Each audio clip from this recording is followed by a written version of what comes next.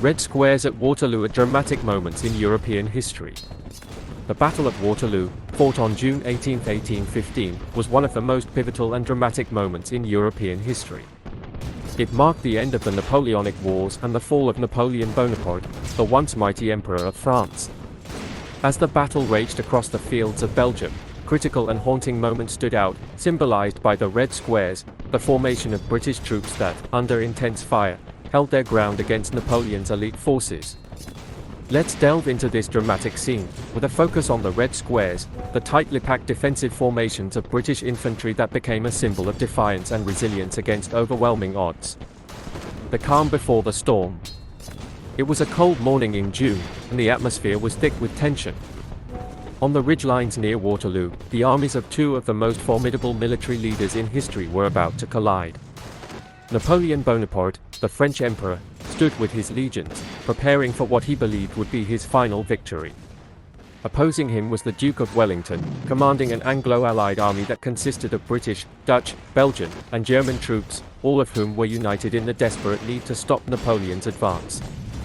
Napoleon had been defeated in previous campaigns, but he was back, and the fate of Europe hung in the balance. His strategy was clear: break through the center of the Allied line and create chaos among the ranks, forcing them to retreat. However, the Allies had their own defense in mind, one that would become an iconic feature of the battle. As the sun broke through the clouds, British infantry stood firm in their ranks, waiting for the inevitable storm. In the distance, Napoleon's artillery began to roar, sending shells into the Allied position. The stage was set, and soon, the sound of war would fill the air. The red squares, a formidable defense. As the French forces began their attack, Napoleon knew that the Allied line was vulnerable. He focused on breaking through the center, where Wellington had concentrated his forces, believing that once the line was shattered, the Allied troops would collapse. However, the British infantrymen, led by experienced officers, had a formation that would withstand the oncoming assault: the red squares. These red squares were a defensive formation used by the British infantry. Soldiers stood shoulder to shoulder, their muskets aimed outward in every direction, forming a compact square. The soldiers wore their distinctive red uniforms, creating a sea of crimson that seemed to shimmer under the battlefield's smoke and sun. The red color was symbolic not only of the British army but also of the blood that was about to be spilled. The squares were designed to be impenetrable. They were a response to cavalry attacks, as Napoleon's forces frequently employed their cavalry to charge into enemy lines and break them apart. By forming these dense squares, the British infantry could defend themselves against the cavalry charges and maintain their position even under heavy artillery fire. The battle begins: the French charge. Napoleon's first move was to send his elite Imperial Guard, the finest troops in the French army, against the British lines. The Emperor had a reputation for using his Imperial Guard as a decisive force, striking at the heart of his enemy. But this time, things would be different.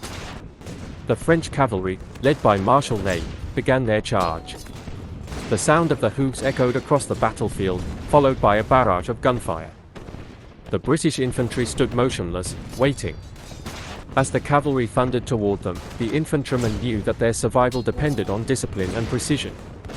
The French cavalry, confident in their strength, surged toward the British infantry.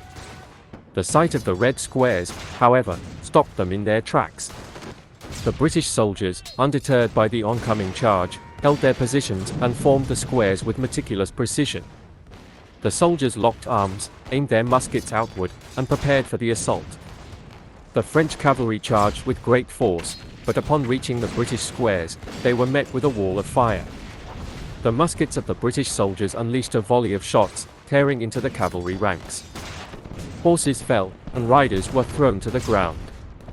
The French, disoriented and devastated by the firepower, attempted to break through the formation, but they could not penetrate the disciplined red squares. The British infantrymen, with their backs to one another, stood like an iron wall. Each square was surrounded by a relentless barrage of musket shots, artillery fire, and the screams of the wounded.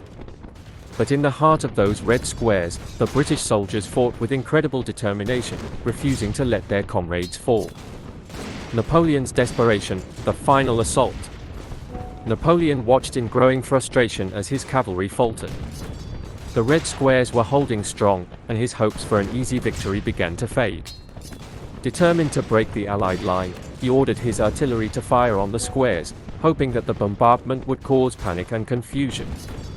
The earth trembled as the French guns opened fire, sending shells crashing into the British positions. The soldiers in the squares braced for impact, some of them knocked off their feet by the sheer force of the explosions. But they did not retreat. They held their ground.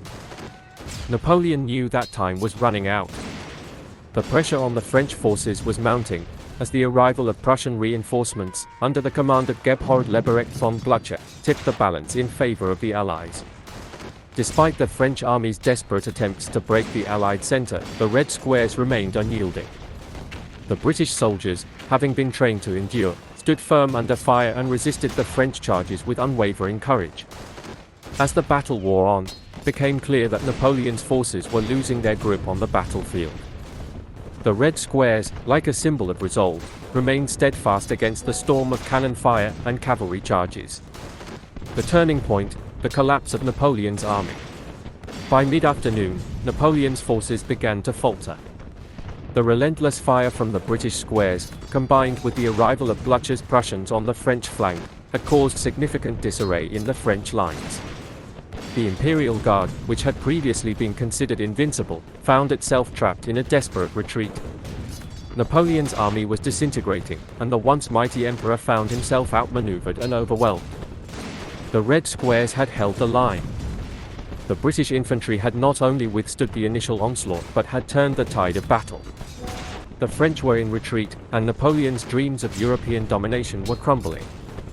As the day drew to a close, the battlefield was littered with the fallen. The red squares, now blood-stained and battered, had proven to be a symbol of British resilience. The soldiers, their uniforms torn and their bodies exhausted, stood as a testament to the unyielding determination of the Allied forces.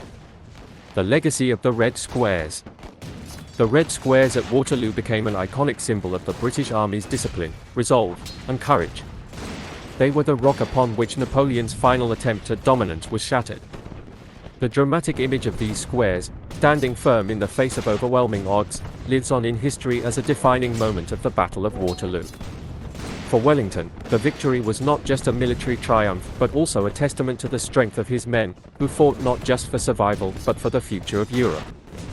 The red squares had stood tall, and through their unshakable unity, they had played a pivotal role in securing Europe's freedom from Napoleonic rule. Waterloo would forever be remembered not just as the fall of Napoleon, but as the moment when the red squares, under fire and under pressure, proved that even in the face of overwhelming adversity, discipline and courage could lead to victory.